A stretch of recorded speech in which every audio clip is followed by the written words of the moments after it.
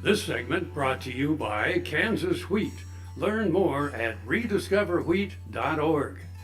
Hello and welcome back to Horsing Around. I'm Dr. Chris Blevins at Kansas State University Veterinary Health Center and joined by a real special guest here, Mr. Greg Darnell, a bit maker and bit educator from Texas. And we were talking a little bit about tongues and those aspects, but probably even more important to that, could you go through a little bit of kind of the evolution of horses or the difference of horses when it comes to their mouth and structure?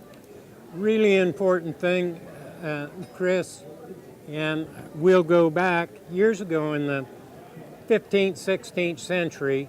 We had two basic types of horses, the draft horse, the big-footed horse, and then the Arab type horse that was smaller and more refined.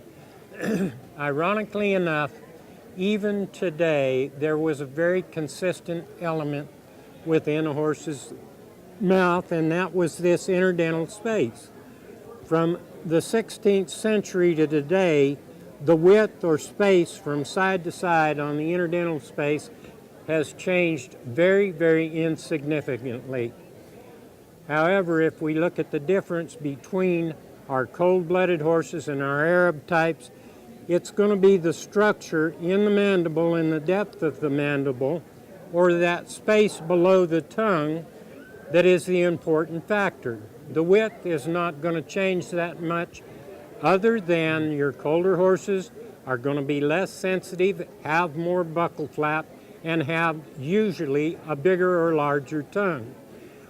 That helps us determine mouthpiece-wise, the more delicate the tongue and the less space it has below that tongue, how we're going to accommodate that to allow them to salivate, move that tongue, and keep the mandible relaxed while we ride them.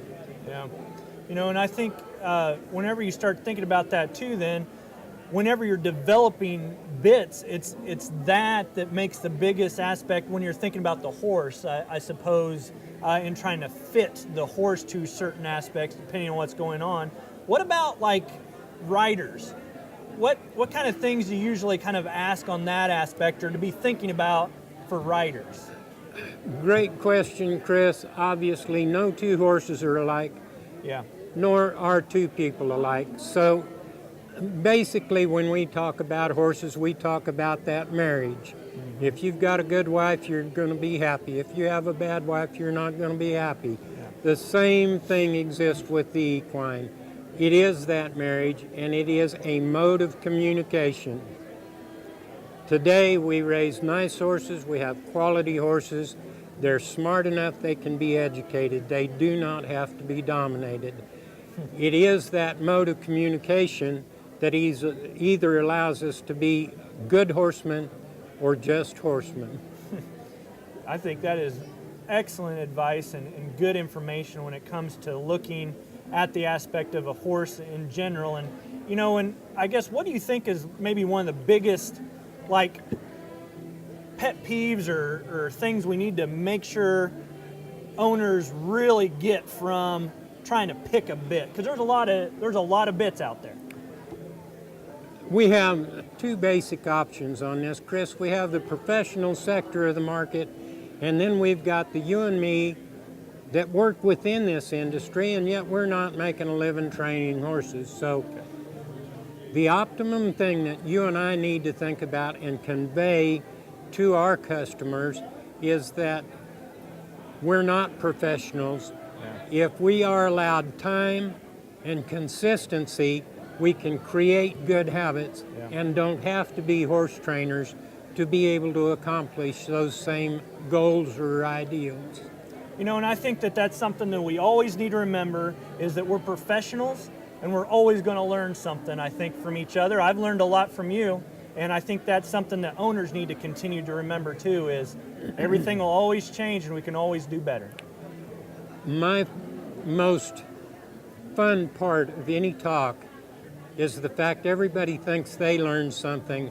I always leave learning more than the people that come to listen, and it is a never-ending open book that we deal with. Well, I sure appreciate you coming and talking here, and we've learned a lot from you. Check him out on his website, at gregdarnell.com. Get some great information from there.